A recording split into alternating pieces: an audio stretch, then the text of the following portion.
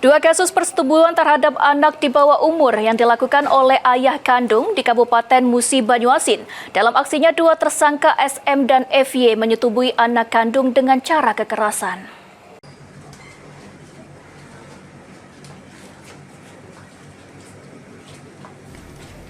Dua kasus persetubuhan terhadap anak di bawah umur dilakukan oleh ayah kandung di Kabupaten Musi Banyuasin.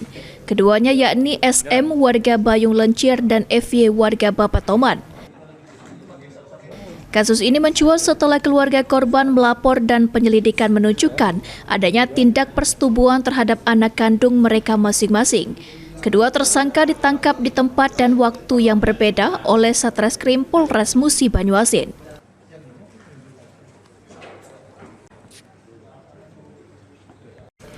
Kapolres Musi Banyuasin AKBP Gadparla Sinaga dalam konferensi pers menyampaikan keprihatinannya atas kejadian ini. Dirinya menyebut perbuatan tersebut sebagai bentuk kekerasan yang tidak hanya melanggar hukum, tetapi juga nurani kemanusiaan. Satreskrim dalam upaya optimalisasi kasus ini ada laporan sehingga saya perintahkan Satreskrim ini atensi. Ini menjadi atensi bagaimana harusnya anak itu aman di dalam keluarga, justru di dalam keluarga anak tidak aman. Sehingga setelah kemarin dapat laporan dari ibu kandung korban, saya perintahkan Satreskrim atensi, kejar terus sampai pelaku. Akhirnya terungkaplah bahwa pelakunya adalah ayah kandung korban sendiri. Modus yang dilakukan tersangka dipengaruhi dengan terangsangnya karena menonton film porno. Ya, sekarang memang ini kemajuan teknologi, ini ada dampak negatifnya.